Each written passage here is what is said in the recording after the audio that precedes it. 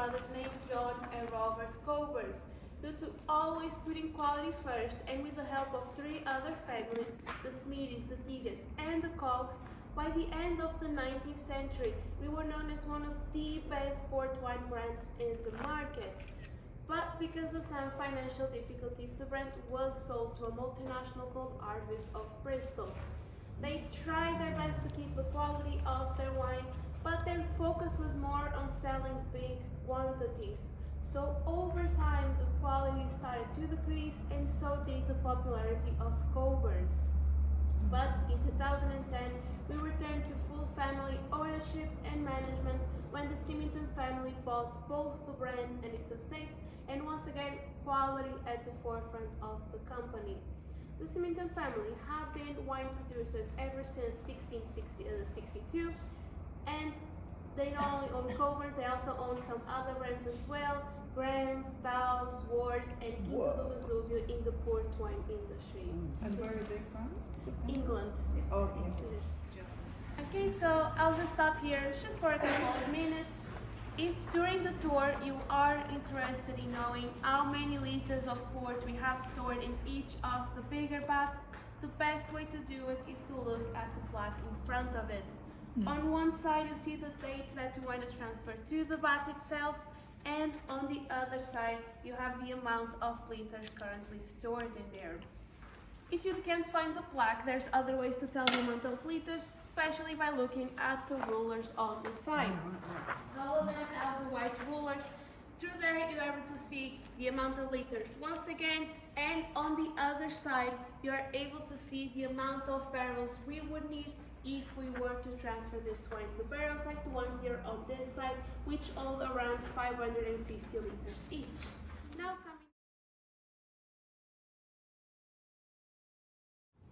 Okay, let's start by talking a bit about the Douro Valley region. Has anyone had the chance to visit yet? Yes? Perfect. So, as I mentioned, birthplace of port wine. All port wine must be produced in this region to be considered officially port wine. Not only that, we mostly have to use Portuguese grape varieties. There are 116 different grape varieties approved for the production of port by the IVDP, the Institute of Port and Douro Wine. Around 29 are more recommended by them, but still in total 116 different grape varieties. This region over here is one of the oldest wine regions in the world, first to be fully regulated and demarcated in 1756 by Marquis de Pombal, a very important figure for our country at the time. But records show that wine has been produced in the Douro Valley for around 2,000 years. Wine known as port wine appeared at the end of the 17th century. One of the ways that we mention port starting off as is back in the day when travelers used to take longer, a couple of weeks, couple of months. Normal wine would generally spoil before reaching its destination. So over here in the region of Lamego, wine merchants started to add brandy into wine to fortify the wine so that it could indeed last those long travels. Nowadays the process is a little different, but of course I'll explain all the differences during the tour. This region over here is also located at around 100 kilometers from us. We are just here in Porto by the seaside. It starts a little bit in, and then it goes all the way to the border with Spain. A lot of times when we talk about the Douro Valley, we talk about it as a single wine growing region. In reality, it is divided in 3 different sub-regions. Closest to us, Baixo Corvo, in the middle, Cima Corvo, and closer to the border with Spain, we have Douro Superior. They vary slightly between them in terms of topography, climate, but one thing that is common in all of them is the soil.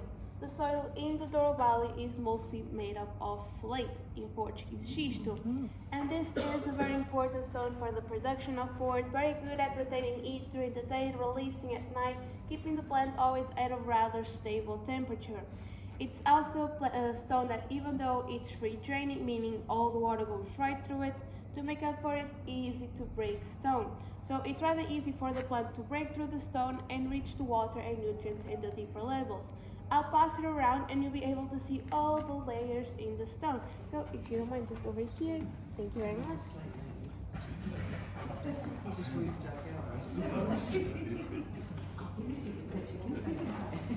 So then, in terms of total area, in the Douro Valley we do have a total of 250,000 hectares, of which only 45,000 are planted, and 1,000 of those belong to the Symington family, which are divided between 27 different states belonging to all the different brands. Just on here you can see all of them. Cockburn owns 3 of these estates, with Quinta dos Canais, Quinta do Coelho, and also Quinta do Caixão de Arnozil, and this is where we produce all of our port wines.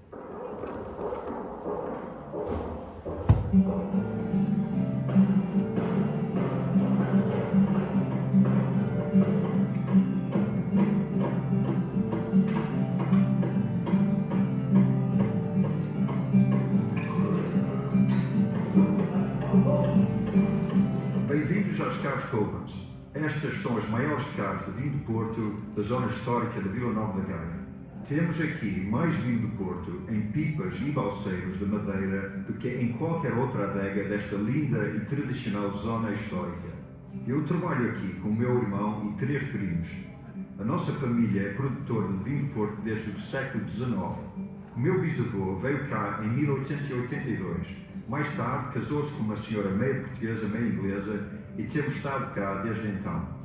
Do lado da minha bisavó portuguesa, somos produtores de vinho do Porto desde 1652, portanto há mais de 3 séculos. É algo pelo qual sentimos muito orgulho e que nos motiva bastante naquilo que fazemos.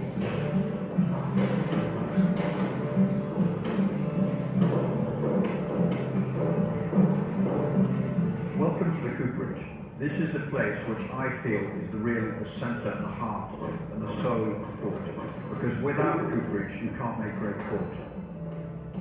The question of having a lot of port in the wooden barrels and vats is absolutely essential to the making of great port wine. And without coopers you can't maintain barrels and vats. So there's no shortcuts to the making of great port, and we need these barrels and we need these vats in tip-top condition if we are to carry on making great wines. The men who work here use tools and equipment, much of which has been used constantly with no change for over 100 years. When I was a little boy, coming with my father to the cellars, the sound you heard throughout all of Gaia was the hammers of the coopers as they repaired and made new barrels. Today they're far less because we don't ship our wine in barrels anymore, but we maintain the large stock that we have.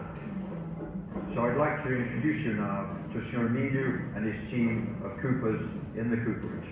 Como é que vai? Tudo bem? Vamos para a tanoaria, o casco novamente, numera o casco, abre o casco, tira a madeira que está, a gente sabe na rota, a madeira que está danificada, e mete novamente madeira, tudo madeira alinhada, sempre madeira alinhada.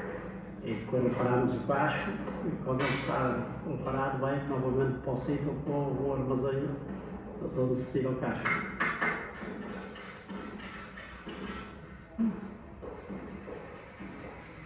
Para desmontar o balseiro teremos que numerá-lo, fazer as pranchas medidas para que podemos trabalhar em segurança, e depois temos que fazer a parte que é tirar os arcos, calçá-lo, e depois vamos tirar uma aduela por aduela. Depois a partir daí a gente vai tirando a madeira, depois quando for para montar tem que fazer a mesma coisa, o mesmo processo ao contrário daquilo que fizeram os períodos de montar.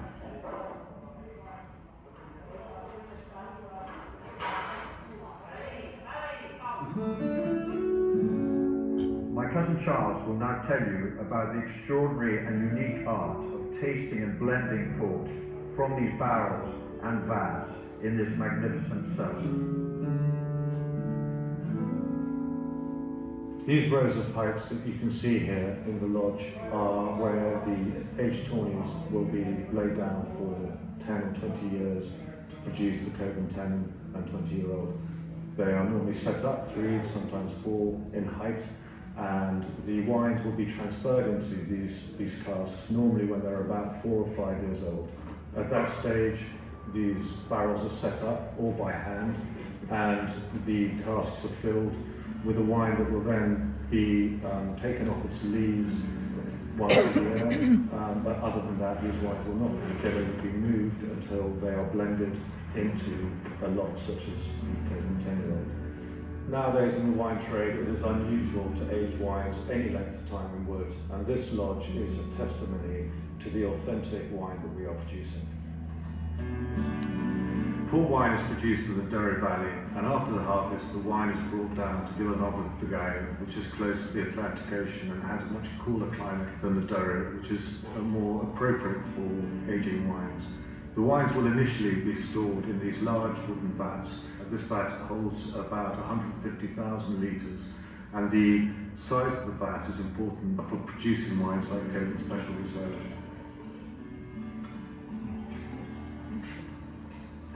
As you can see, this wine has a dark red colour. It starts to show a little bit of yellow on the rim, which is natural from the aging process in wood, and this aging process gives complexity to the fresh fruit of the young wine. Aqui estamos na sala de provas da Cockburn, e isto, se quiser, é quase como uma biblioteca de todos os estoques de vinho que nós temos nos nossos armazéns a envelhecer. Aqui tem centenas de lotes diferentes que temos em estoque. Cada uma destas garrafas é uma amostra de um lote que temos presentemente em envelhecimento. Nós aqui na sala de provas o que procuramos fazer é manter o estilo da casa Cockburn, e portanto quando temos este processo de blending, o que estamos a fazer é tentar produzir um novo vinho que seja o mais parecido possível com o anterior lote. Esse processo é um processo que se aprende ao longo de muitos anos. Eu aprendi com o meu pai, que trabalhou na sala de provas durante 40 anos, e ele aprendeu com o pai dele. Este processo é um processo que se aprende na prática, no dia a dia de trabalho, e é preciso muitos anos de experiência. Como os vinhos com os quais trabalhamos, em geral, são bastante velhos, e é preciso perceber hoje como é que estes vinhos vão estar daqui a 15 ou 20 anos. E, portanto, esse processo é um de aprendizagem e de muitos anos de experiência. We hope you have enjoyed your visit to Cockburn's and our cooperage. Our coopers maintain an essential part of the port history, and without them we couldn't make Cockburn Special Reserve and our other ports with the exceptional quality we aim for. These coopers are truly great artists.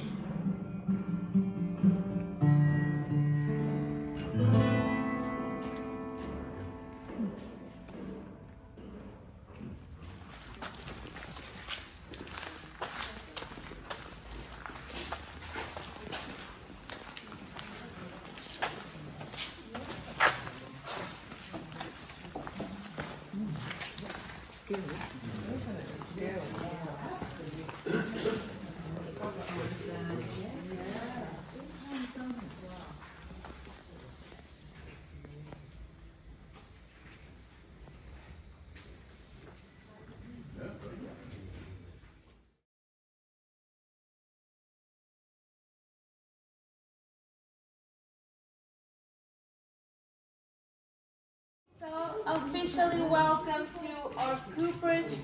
We are the only lodge in Villanova de Gaia with its own team of coopers. They are in charge of cleaning and fixing the barrels. You saw in the video kind of how they do it, but to sum it up, they'll start by numbering all around the barrel. Like you see over here on the first two, they will take it apart and then they'll replace the plank that needs to be replaced. Generally, they only replace plank by plank, or in Portuguese, aduela. Because they only replace plank by plank, it does get a little hard to tell the actual age of a barrel. On average, we say they last between 80 to 100 years each. But that's an average of ages, because all around they'll have a different one. Then, after replacing what needs to be replaced, fixing what needs to be fixed, they'll put it all back together like a puzzle, and in between each of the planks, the aduelas, a little piece of straw to better seal off the barrel, avoiding any leakages or any unnecessary oxygen getting in, like the straw we have over there, which generally comes from the region of Aveiro, just south of us. Then, before, barrels used to have two main functions. They were used to store the wine and to ship the wine. we used to use the barrels to bring the wine up from the Douro Valley region into our lodges in what we call Revelo boats. You'll still see these boats around, but nowadays they are mostly used for tourism, and the transportation is done in stainless steel trucks. We also used to use the barrels to ship the wine to overseas markets. And here on the wall on this side, you can still see some of the stencils that we used to brand the barrels. Name of client, styles of port, destination. But ever since 1996, all wine must be bottled before being sent to other countries to better regulate the wine that is leaving our country. Because barrels lost one of their functions, the transportation function, so did coopers of building new barrels for this transportation. And nowadays, and very unfortunately, cooperage is considered a dying art form. We also struggle to find new members to join our team. If you take notice inside here of our cooperage, they still use a lot of traditional tools, not a lot of modern machinery. So it is still a job that's very heavy on the body, very physical job. It's also a job that takes a very long time commitment. It can take up to 7 years of apprenticeship to be considered officially a cooper. And those two things tend to keep people from joining industry or stay in the industry. Of course, if anyone is interested, do send your curriculum away. At the moment, we have a team of around 7 men. They do work mostly for Cockburns, but they also help out with the other brands as well. Grams, Dows, Wars, they'll even sometimes go up to the Douro Valley to help there. And it's thanks to them that here at Cockburns, you have such a great capacity of aging our wines in wood. And as I mentioned, we mostly use oak wood, French, Hungarian, Portuguese. Why oak wood? Because it's an easy wood for the coopers to work with, and it's also a wood that it's rather porous, so still some oxygen will get into the barrel, allowing the wines to age through oxidation. Okay, any questions so far? How long do they age these before they add them to the barrel? Because they said they age the oak. We season the oak before using it for port wine. So a lot of times with the newer barrels, they will be used for storing table wines, still wines first, and then only then be used for port wine so we can season the wood. So how many years of seasoning? Depends. There's not like a very precise amount of years that we'll store normal regular wine inside of the ports, the barrels. So where do you get the planks for the wood? Here at Cohen's, not here in this shop, but in the other warehouse, we still have a big stock of old barrels that we keep on reusing to repair the ones that are in use. So we still have a very big stock of old wood that we can use. Do you work full time like 365, or do they work to the specific dates when the planks are leaked? They all work over? Monday to Friday, Oh, I okay. believe from 8 to 5, something like that. So it is not. It's a regular job. It's not. It's a regular job, yes. But- They work the same schedule as a regular job. They don't work seasonally. They work all year round.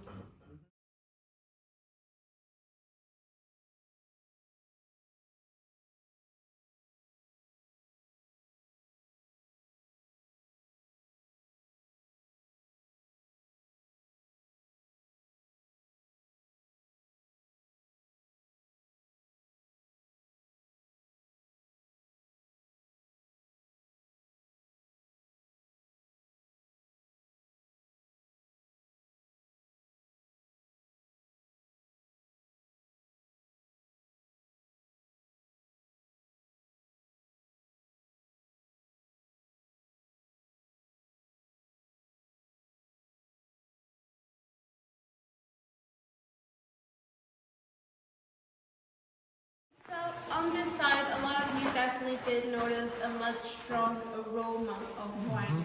Well, this is due to the evaporation of the wine, or as we call it, the angel share. We tend to say the wine goes up to the heavens for the angels to drink. I'm not 100% sure on that, but that's the name that we give it. And that happens at around 2% per year. So every year we have a loss of around 2% of all our wines to evaporation. But the percentage of loss depends on the wine itself. the older the wine is, the less evaporation will happen to this wine. That's also why when you have an older port wine, it tends to stick a lot more to the glass. It also tends to have a much stronger profile and more complex profile as well. Okay, so we are the biggest port wine lodge here in Vila Nova de Gaia. Question I generally always ask my tours is, can you guess how many liters of port we have stored here on average? 3 tons. Sorry? 3 tons. 3,000 liters. 300 liters, a little bit more than that. Oh, A few million, 5 million. I heard 3 million, 5 million, it is in the millions. 50. 50? Not as much. We wish. 25. 15. Big numbers. And I'll tell you the answer. And actually, we have here stored between 9 to 10 million liters of port wine. But how does all of this wine get here? Well, it always starts up in the Douro Valley region, mid of August, late September. With global warming, we are starting to do the harvest sooner and sooner, because with the warmer weather, the grapes also start to be ready sooner and sooner.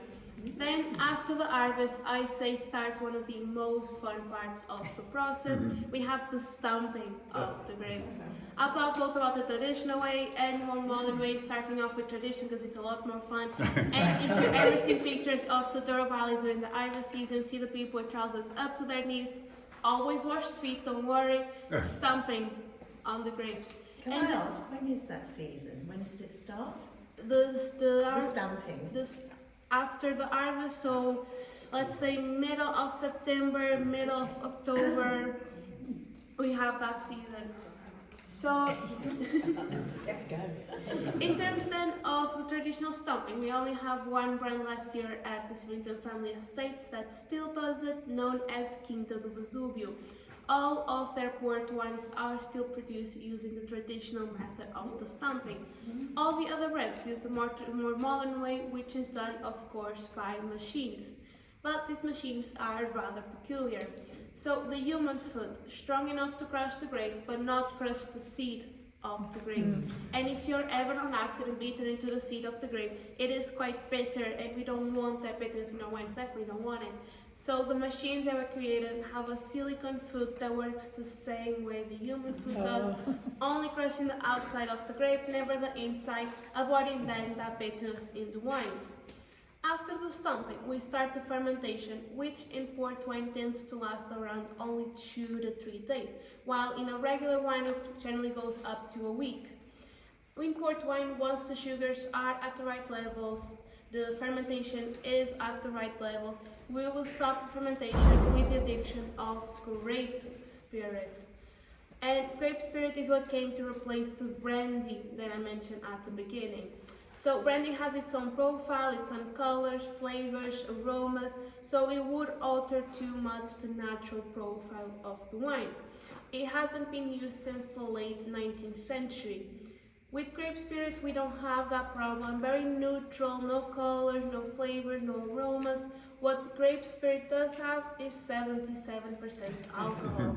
So still to this day, port wine considered a fortified wine, and the final result is a wine with an average of 20% alcohol. So it is a wine to be enjoyed rather slowly. Then the wine will spend its first winter up in the Douro Valley region, and in the spring it comes here to be stored, blended, and eventually bottled. So all the production part of making port wine is in the Douro Valley. Here is really mostly for the aging, the storing, and bottling is done in one of our factories around 5 minutes away from here. Okay, so just you have a small idea about how we store our port. In terms of number of the smaller barrels, you can count around 6,000 of the smaller ones. Of the bigger vats, around 250. So the bigger ones up to 180 of them. But when the real ports first arrive here at Cockburn, they do spend their first years in the larger vats.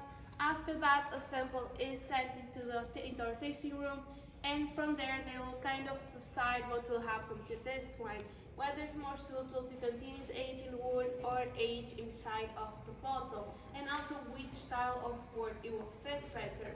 In terms of styles of port, here at Cockburn we produce three main styles. We produce white port, we produce ruby port, and we produce stony port as well. Just walking a little bit this way, I'll talk about white port as we walk. So white port produced using white grape varieties, and our style here at Cockburn will be stored for a maximum of 2.5 years inside of stainless steel tanks. Because it's stored inside of stainless steel, it's able to keep a very fresh, very floral profile. It won't have those woody notes that we generally associate with port wine. Also, a lot of times when we talk about port, we talk about a wine that you have after a meal, a dessert wine. Well, with white port, it's more recommended as something that you have before a meal, as an aperitif, something to start off the meal with. Because in comparison to the other two styles, it is a much lighter style of port wine. Then I'll be talking about the rubies and the tonics, just a little bit more higher up, so it'll be easier for you to distinguish between these two styles. Okay, then talking about the rubies first. Rubies will age for a maximum of 6 years inside large pots like the ones we have here on this side. Due to the large size of the pot, the thickness of the wood, the wine won't have a lot of contact with oxygen nor with the wood itself, allowing the wine to age rather slowly without a lot of oxidation, which will also allow the wine to keep its primary characteristics. So a very red, intense color, and in terms of profile, we talk a lot about red fruits, black fruits, wild berries as well. Then with the tonics. Tonics always start off as rubies, aging in this bigger pots. But after a few years, they get transferred to smaller barrels like the ones we have here on this side. Much smaller container, the wood is also a lot thinner, so the wine will have more contact with oxygen and also with the wood itself, causing the wine to age faster with a lot more oxidation. So from the red intense color they used to have, they start to get slightly lighter in color, more brownish golden tones to the wine. In terms of profile of the wine, we have a drastic change from the wild berries, nuts, caramel, honey, vanilla. So even though they started off as the same wine, just their aging process is going to create two very different styles of port. Rubies age for a maximum of 6 years inside of the larger pots. Tonics can age with almost no time limit inside of the smaller barrels. Okay, any questions so far? Yes. So the grapes, they're coming from the Douro Valley. Do you have a sort of ratio of different grapes? Is it a sort of collective of people who provide the grapes? Do you have a recipe of, because you said there's 160 something varieties. How do they make those decisions about which grapes and how many? And that's all those decisions are made in our tasting room. Oh wow, so that's when they're blending it and yes, oh okay. They very regular, very often, they will take samples from each of our pots and barrels to see how the wine is doing, how it's aging, profile of the wine, and then through that knowledge they will create specific blends to recreate past years. Okay, yeah, want to keep the same profile.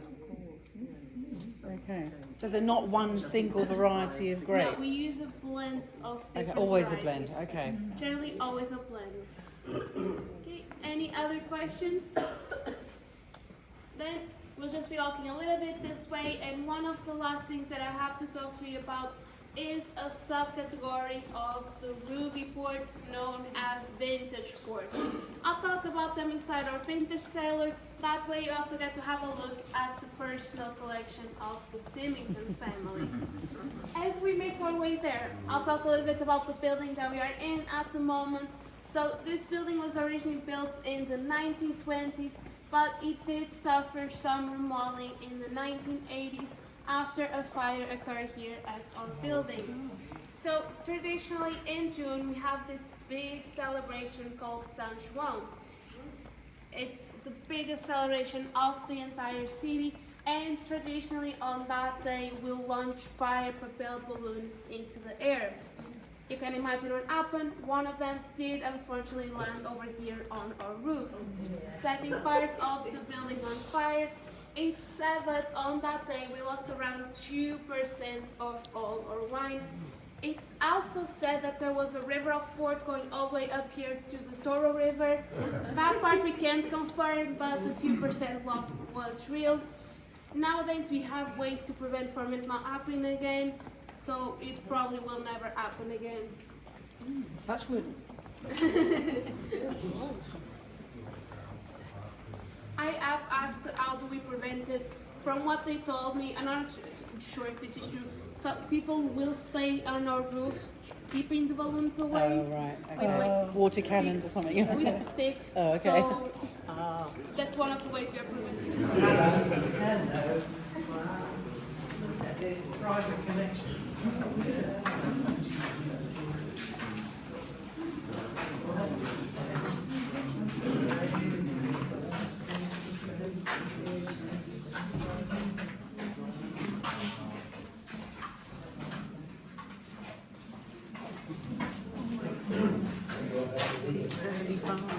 Welcome to our vintage cellar. As I mentioned, this over here is the personal collection of the Symington family.